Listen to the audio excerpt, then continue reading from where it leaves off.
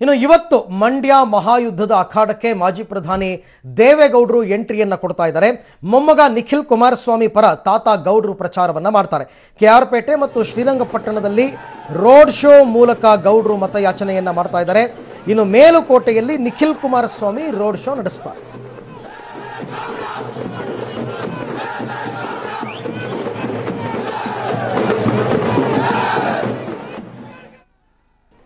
So ನಿನ್ನೆ ಕಳೆದ 2-3 ದಿನಗಳಿಂದ ಮಾಜಿ ಪ್ರಧಾನಿ ದೇವೇಗೌಡರು ತಮ್ಮ ಒಬ್ಬ ಮೊಮ್ಮಗ ಪ್ರಜ್ವಲ್ ರೇವಣ್ಣ ಪರ ಹಾಸನ ಭಾಗದಲ್ಲಿ ಪ್ರಚಾರವನ್ನು ಕೈಗೊಂಡಿದ್ದರು.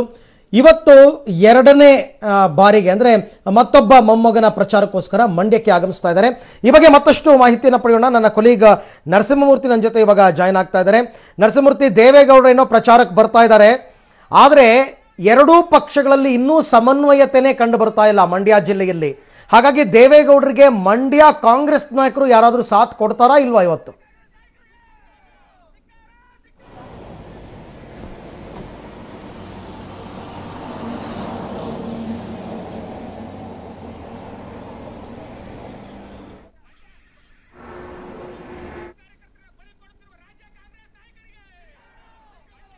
ಓಕೆ ನರಸಿಂಹಮೂರ್ತಿ, ನನ್ನ ಧ್ವನಿ ಕೇಳ್ತಾ ಇಲ್ಲ ಅಂತ ಅನ್ಕೋತೀನಿ. ಮತ್ತೆ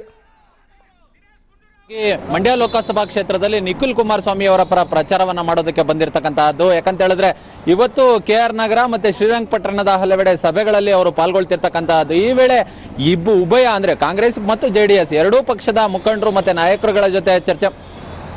ಹಲೋ, ಕಂಟಿನ್ಯೂ ಮಾಡಿ ನರಸಿಂಹಮೂರ್ತಿ, ಕಂಟಿನ್ಯೂ ಮಾಡಿ.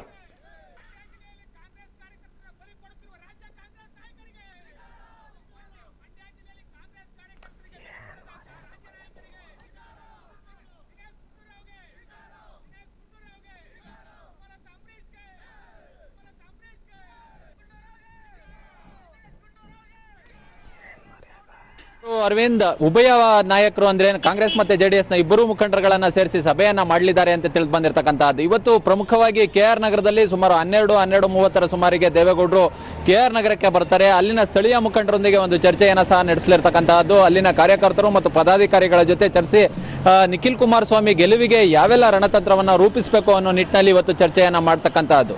ಇನ್ನು ಇದಾದ ನಂತರ ಸಂಜೆ 4 ಗಂಟೆ ಸುಮಾರಿಗೆ ಮಂಡ್ಯ ಜಿಲ್ಲೆಯ ಶ್ರೀರಂಗಪಟ್ಟಣ ತಾಲೂಕೇನಿದೆ ಅಲ್ಲಿ ಒಂದು ಪ್ರಚಾರವನ್ನ ಮಾಡ್ತಕ್ಕಂತಹದ್ದು. ಇದನ್ನ ಮುಗಿಸಿಕೊಂಡು ಅದಾದ ನಂತರ ಕೆಆರ್ ಪೇಟೆಯಲ್ಲೂ ಸಹ ಕೆಆರ್ ನಗರದಲ್ಲಿ ಇವತ್ತು ಸಂಜೆ ಒಂದು 6:30 ಸುಮಾರಿಗೆ ಕೆಆರ್ ನಗರದಲ್ಲೂ ಸಹ ಅವರು ಇವತ್ತು ಒಂದು ಪ್ರಚಾರವನ್ನ ಮಾಡ್ತಕ್ಕಂತಹದ್ದು.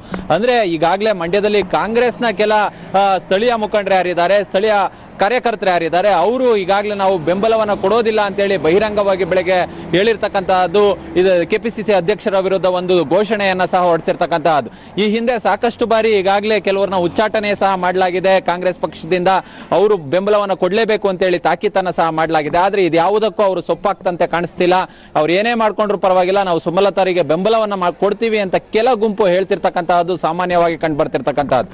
ಇನ್ನೊಂದು ಪ್ರಮುಖವಾಗಿ ಈ ಒಂದು ಈ ಮಂಡ್ಯ ಲೋಕಸಭಾ ಕ್ಷೇತ್ರ ಏನಿದೆ ಇದಕ್ಕೆ ಸಿದ್ದರಾಮಯ್ಯನವರನ್ನ ಕರೆತಂದು ಇಬ್ಬರು ಸಿದ್ದರಾಮಯ್ಯನವರು ಮತ್ತೆ ದೇವೇಗೌಡರು ಜಂಟಿಯಾಗಿ ಯಾವತ್ತೊಂದು ಪ್ರಚಾರವನ್ನ 12ನೇ ತಾರೀಕು ಮಾಡೋದಕ್ಕೆ ಒಂದು ತೀರ್ಮಾನವನ್ನ ಮಾಡಿದ್ದಾರೆ.